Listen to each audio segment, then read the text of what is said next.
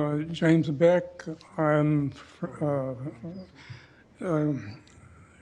Professor Emeritus from the Faculty of Medicine of our local university. When I wrote, in order to keep myself limited in time, I wrote down what I was going to say, but I did so thinking I would be addressing mostly counselors. But nevertheless, the message may get through. Some members of council will remember that I spoke in favor of stopping fluoridation before the decision to stop it in 2011. Other jurisdictions have stopped fluoridation and others are considering stopping it. It seems strange to me that this council has been encouraged to restart fluoridation, given that some of the strongest evidence of serious toxicity has been reported since then, and studies of efficacy have only increased the strength of the argument against fluoridation. I was introduced to the question in 1999, and with the advantage of my knowledge of medicine and chemistry, I have doctorates in medicine and in physics. With this background, I undertook the task of evaluating the pertinent scientific literature. I spoke before city councils and committees throughout Canada. I had the privilege of being a co-author of the book, The Case Against Fluoride. I contributed a written commentary in this process. I have found the scientific literature on fluoridation to be a mixture of valid studies clearly reported on the one hand and some shockingly incompetent reports on the other hand. In my written submission, I refer to one from the University of Calgary. That paper is an example of incompetence or dishonesty or both. Unfortunately, it is not alone as such in the literature on fluoridation. Much of the literature slanted to support fluoridation is offered by dentists apparently with little or no knowledge of experimental design or of numerical analysis. In addition to the science of fluoridation, I also learned a lot about some of the promoters of fluoridation and about how governments deal with the question. This learning occurred in several provinces of Canada, but mostly in Alberta. In several cases, I was faced with supposedly specialist physicians working for Alberta Health. All of them claimed, along with their expertise, that fluoridation is safe and effective, but none cited papers on the subject or acknowledged those I offered in evidence. None offered any critique of publications with the exception of some papers on efficacy in preventing cavities, and those comments were unfounded and, in fact, incorrect. In these few minutes, I can only tell you that I found no competently done papers and no other evidence that led me to question my position since our discussions in and before 2011. Since 2011, some studies, well done and described without prejudice, have appeared. Especially important are those demonstrating tragic effects on young children. I am appalled at the recent efforts to restore or restore fluoridation, or to retain it. I have encountered heartbreaking stories about harms almost unquestionably due to fluoridation. I'll give you just one example. After a lecture I gave in Lethbridge, a mother, crying and shattered by guilt, told me of the suffering of her daughter, whom she had encouraged to use fluoridation, with damage to her teeth. She urged me to continue informing people and their city councilors of the dangers of fluoridation. So, next.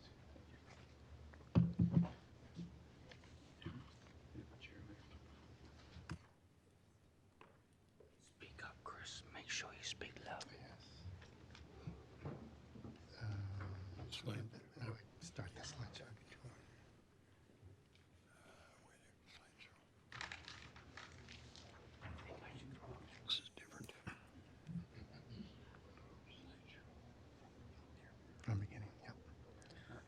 can just use that. Use the arrow. Yep. Use big arrow. Okay.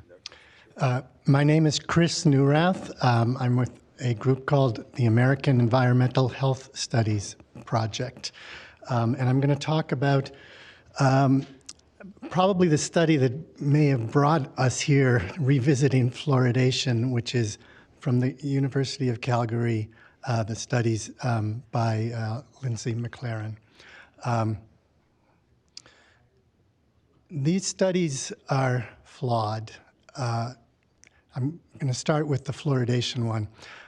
They do not show that stopping fluoridation caused an increase in tooth decay. And I'm going to talk about the science, and I'll try to do it in a way that is clear. Everybody knows that there was lots of media attention and I would say misrepresentation of what the study actually showed. Together with 6 other authors, we published an article critiquing it, and I'm going to talk about what we found. First of all, it omitted critical data. Second, it was not blinded. And third, it did not control for confounding. It omitted data because there was a third survey conducted 2009-2010. And the best way to explain why this is important is to show what the McLaren study found in terms of tooth decay in the different survey periods. They used 2 surveys, I think they're about 8 or 9 years apart. The vertical dotted line is when fluoridation ceased. There was no information between the 2 surveys that they used, and that shows the data point that they did not use. So I'm going to go back and forth, and you can see. Whoops. With this added data point, which was a survey in Calgary much closer to the time, the trend before fluoridation ever ceased was increasing cavities. Edmonton also was increasing. Edmonton has been fluoridated the entire time. Something other than fluoridation has been causing an increase in decay. We don't know what it is. The McLaren studies did not control for anything, and were not able to explain what was causing this increase. The actual increase after, the rate of increase after the fluoridation was ceased is the same as before. In other words, it hasn't changed anything. There's been claims that the McLaren study showed an increase of 146%. Well, that's using the wrong numbers. The actual increase that the study may have shown, which was probably not due to fluoridation cessation, was 7%. And this graph, I won't get into the details, but it's only what happened after cessation that counts as being attributable, whereas the 146, they're counting what went on between 9 years apart, long before cessation. It wasn't blinded. The dentists who examined the children in Edmonton and in Calgary, they knew that which these kids were fluoridated or not. A study that is not blinded is virtually invalid. There have been meta-studies to see how much lack of blinding can bias a study, and they found in health intervention types of studies 20 to 30% if you do not blind the examiners. So the 7% true increase in cavities could totally be explained by the fact that it was not a blinded study. It did not control for any confounding factors. There is confusing claims that it did. It only measured confounding factors in the 2013-14 survey. The previous surveys, there weren't any measurements of anything, socioeconomic status, things like that. So for the overall study, there's no way to control for them if you don't have it for all the dates.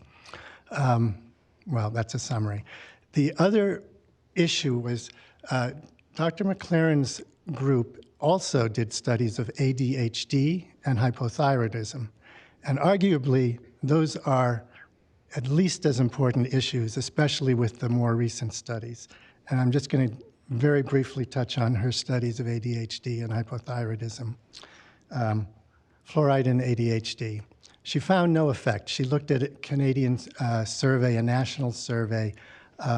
However, a year later, another group studied the same data, used more refined techniques, and looked at iodine deficiency. Oh, sorry, that's the next one. They used more refined techniques, and they found very clear increase in ADHD. This is the wrong order. This is the one. Anyways, they used the same data and found a very strong link to ADHD with fluoridation in Canadian cities. So this was national data, the Canadian Health Measures Survey, and they found children in fluoridated cities were 3 times more likely to have ADHD than a non-fluoridated. There was also another study in Mexico. Hypothyroidism, there have also been 2 studies, stronger studies, one in England and one in Canada. Her study did not find an effect. Both of the other ones, stronger ones, did find an effect. So all her work is seriously flawed. And in particular, the claim that tooth decay increased after fluoridation ceased because of the cessation is simply not supported by her own data. So that's all I have to say.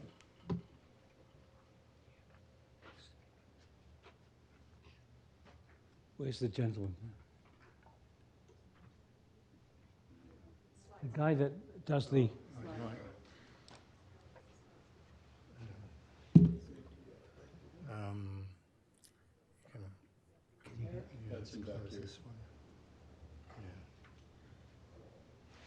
Minus this one? Need some help here? Yeah. Oh, yeah. Yeah, thanks. And how do I go forward this side? Just use these 2 arrows. Oh, okay. Thank you. Hello, my name is Paul Connett. I'm a retired professor of chemistry.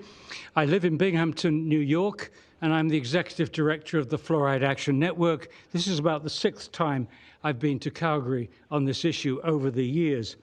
I'm going to be talking about fluoride's neurotoxicity and the Fluoride Action Network.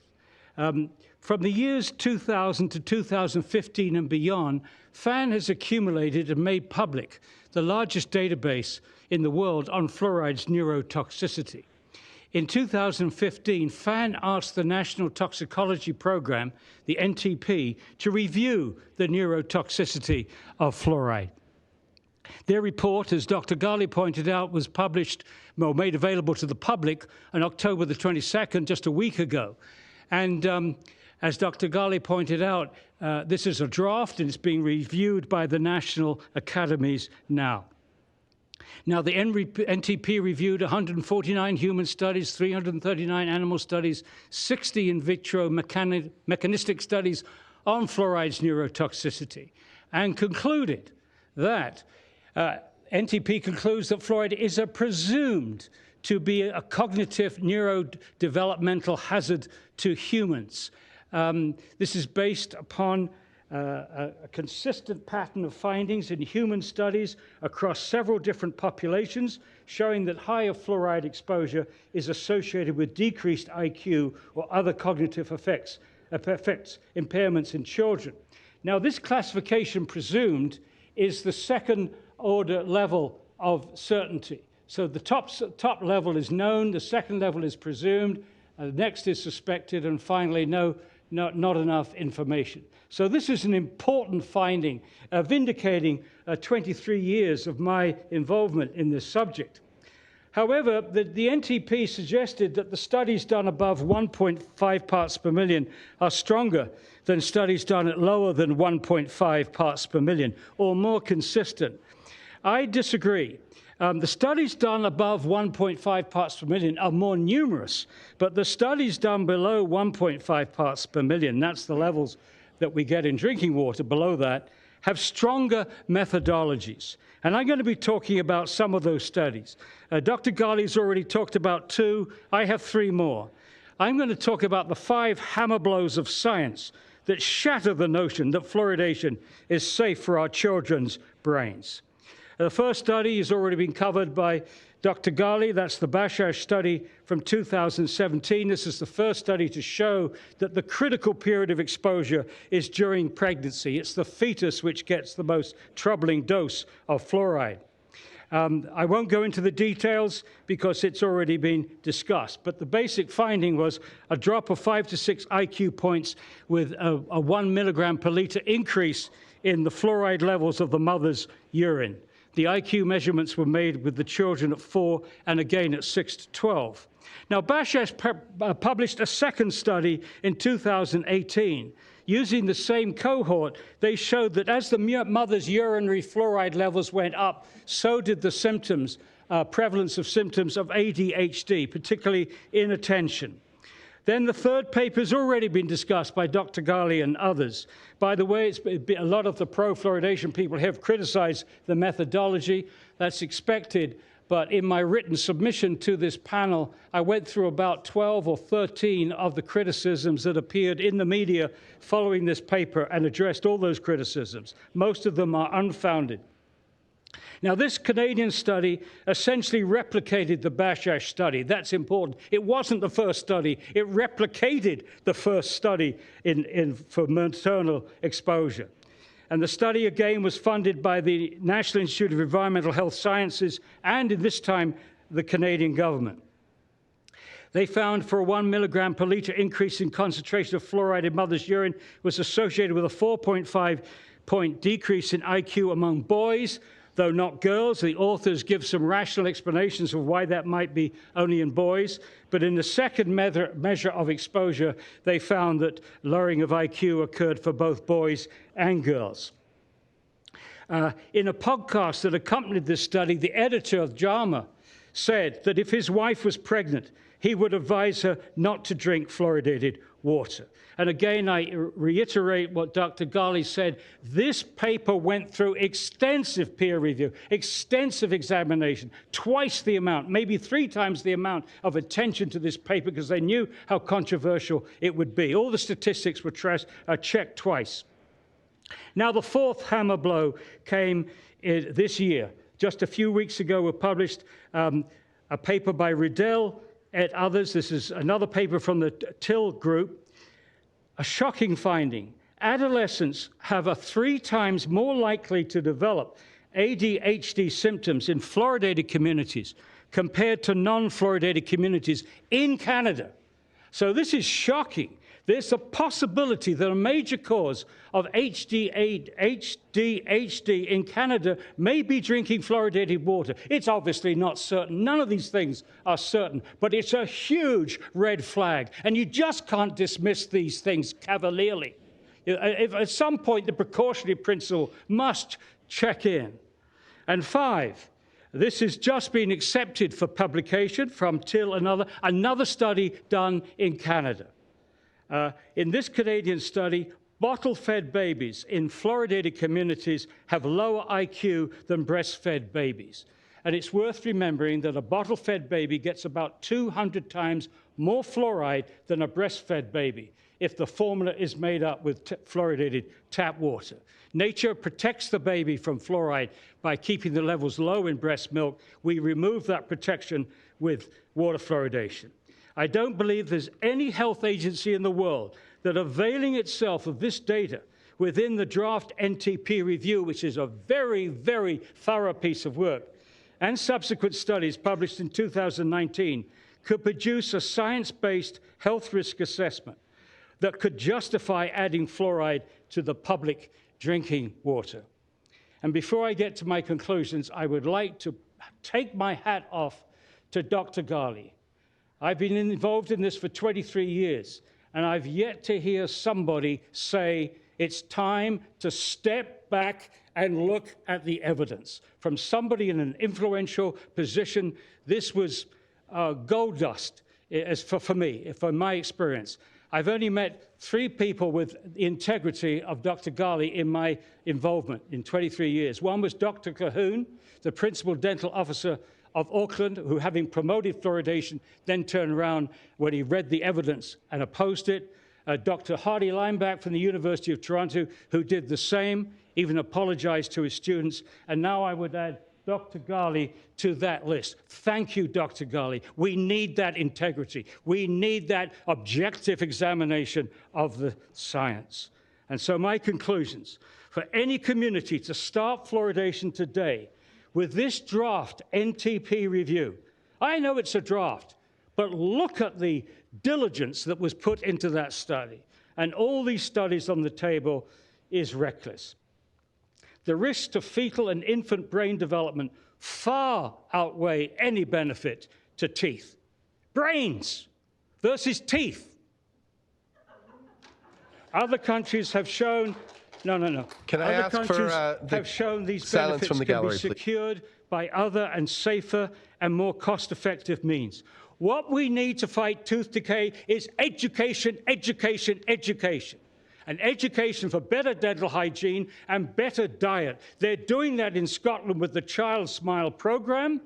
They educate kids when they come into nursery schools how to brush their teeth, give them healthy diets, involve the parents with that same educational process. And they made huge progress in low-income areas in Scotland. My wife had visited the program in Glasgow. Now, here's the important point. You saw lots of photographs today of rotten teeth in children under 5.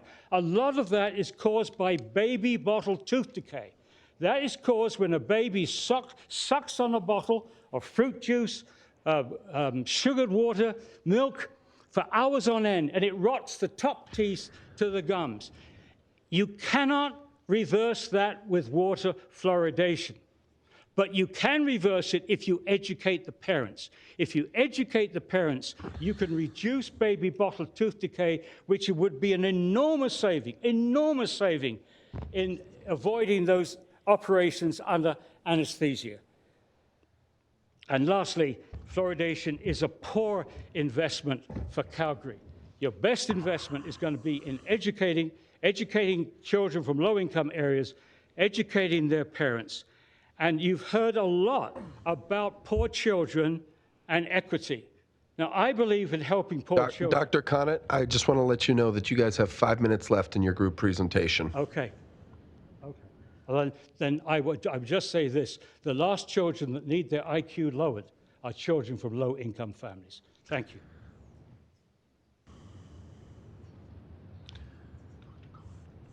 Mr. Chair, I respectfully ask for a bit more time since we've been running over time with these sorts of problems with infrastructure. And also, when this original motion was put out on February 25th, it was actually in the motion that the anti-fluoride side would have adequate representation. Only 2 of our 7 members were actually consulted for the OIPH report, and they had a couple of hours this morning. So to give us a couple of extra minutes, I think it would certainly be appreciated at this point. I see general consent. Thank you. Please First of proceed. all, I have a 3-page report that refutes the American Fluoridation Society's claims about Safe Water Calgary's report. I'd like to put that on the record somehow if I could. The clerks will collect it from you. Okay, thank you. My name's Dr. Robert Dickson, Dr. Bob. Most of you know me. I've been working on this issue for 20 years now, and I'm here to make your work actually easier. I know you people have a really hard time here. You have so many things on your plate. You have so many responsibilities. This one should be off your plate. It should be done and gone. And that's because the original motion from 2011 still stands. Thank you, Drew and others. So basically what we have happening here is the old guard is going down. The old guard, like the older dentists, the gobsats, the good old boys sitting around tables, they're going down. The new guard's coming up, people that are concerned about actual health, the well-being of all our people, all our children, and not just the well-being of teeth.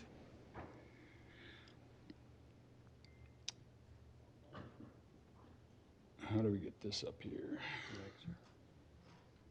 Yeah.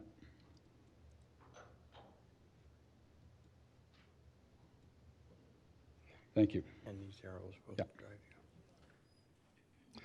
Okay, first of all, fluorosis. It's a very real thing. A lot of the modern day dentists and some of the research shows, oh, it's not that bad, it's just cosmetic. Well, one of my dentist friends down the street treated 2 kids not very long ago that grew up in fluoridated Calgary times, $50,000 plus each to fix their fluorosis that happened because of Calgary's fluoridation in the water. So people say, oh, nobody's opposed to this, or at least it's all quacks and people in the outlying areas. There's thousands of professionals that oppose water fluoridation. There's an open letter signed by 4,800 professionals. There's Nobel laureates. There's 14 of them right here that have had the courage to step out and oppose water fluoridation at risk of their careers and their livelihoods. Here's one of them right here. I'd like you to read this statement by Dr. Albert Schatz. He says, fluoridation, it's the greatest fraud that has ever been perpetrated, and it has been perpetrated on more people than any other fraud has. I agree with that statement. If you look at the literature, the science, the buried science from 1938 and on, that statement stands up. It's been buried all the way along. There's been neurotoxicity studies, thyroid toxicity, bone toxicity studies for decades that people have been deleting and burying. We talked about the Scottish Child Smile program briefly. That is the best program on the planet right now. Scotland doesn't allow fluoridation anywhere in any way, shape, or form. And they had problems with tooth decay as well. They started this in the early 2000s. And now, look at the numbers there. Look at the numbers at the bottom. Actually, that third statement is probably one of the most powerful. It helps parents establish a healthy diet from the earliest stage. What would that do to teeth health, to oral health, to full body health? We'd have millions and millions of dollars of savings from not just the dental work, but from overall health, decreasing obesity, and decreasing all the other things like diabetes that kids get now because their diet is so poor. But the last 2 lines there talks about the savings. It costs them about $3 million a year. For the province of Alberta, that would be peanuts. I know you folks don't want to spend that now with your budget crunch, but the province certainly could. And it saved more than $11 million Canadian in January of 2018. So huge savings to be had, plus we've got healthier kids. There's just a couple of statements from them. I like the last one in particular. It says, we believe that the success of Child Smile is because from the government down, the Scottish people want health equality, and they are willing to collaborate to achieve it. We've got to collaborate, folks. We at Safe Water Calgary are willing to collaborate with anybody to make our children's health better. So our request from Safe Water Calgary is, we implore those who are in favor of adding a known industrial toxin into our water to look at all the science and look at it closely. Look at all the countries in the world. 95% of the world doesn't fluoridate. Give all people choice. You're taking away choice by putting a medicine in our water. And work with us, with Safe Water Calgary, to make child health a priority in this city, in this province, in this country. We'll all be better off for it. Why should we say no to fluoridation? We have on our side, on our Safe Water Calgary side, on our anti-fluoride side, we have the science. Over 4,000 studies out there, anti-fluoride. And especially the newest ones that are out are getting strong and stronger. There's one out just last week on ADHD. There's another one in the pipe that's going to be even more powerful, probably coming out in January. We have the ethics and morality. It's not ethical to mass medicate people, folks. I'm a doctor. It's not ethical without informed consent to mass medicate people, especially without control of dose or dosage and without any monitoring or follow-up anywhere along the road. Take as much as you want for the rest of your life, never come see me again. We have the economics on our side. The economics from your end of things, of course, that makes sense. $6 million for infrastructure, $1 million right up front, that's $7 million this year. Do you have that anywhere in your budget? I don't think so. $40 million over the next, $40 to $50 million over the next 40 years to save 1/2 to 1 cavity in that 40-year period. Is it worth it? Absolutely not. And of course, we have common sense on our side. Who would ever put a known industrial product into the water and say, take as much as you want and see you later? This is a quick statement by the National Academy of Sciences in the States, and they say that kidney patients, diabetics, children, and senior citizens are susceptible populations vulnerable to harm from ingested fluorides. What's this no harm, safe and effective stuff that I've been hearing all morning? The scaremongering that these people do, that the pro-fluoridationists have done all morning, all the infections and everything, that stuff is awful. It has nothing to do with water fluoridation, however. Here's a statement from an area in the United States that applies very much to Calgary. It's the duty of city governments to ensure the rights of residents. These include civil rights, conservation of the environment, and fiscal responsibility. Fluoridation policy fails on all counts. Remember,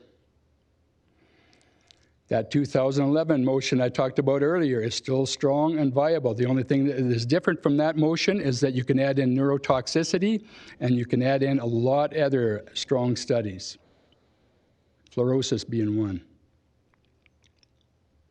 As I mentioned earlier, there's hardly any place in the world that fluoridates. The pro-fluoridationists make it sound like we're outliers here, that we're kind of missing the boat here somehow.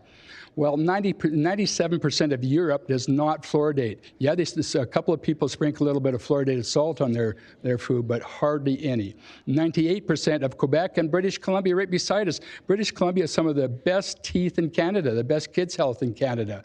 98% of them do not fluoridate. And Europe, much more progressive, 97%. So there was that statement from before, $40 to $50 million over 40 years to save one tooth. Is it worth it? I don't think so. And remember the precautionary principle. If you're uncertain, don't do it. If you're uncertain, do not do it. We have this upside down here. We're going to put this poison, this toxin in our water, and if you can somehow find the funds, find the people to stand up, have the courage to stand up to it and do the studies, well, maybe we'll look at taking it out. That's not the precautionary principle. The precautionary principle says, if you're in doubt, don't do it. We are definitely in doubt, and more so every single day. Here's where we should put water fluoridation. We should put it in the Museum of Failed Medical, Dental, and Public Health Practices. That's where it belongs.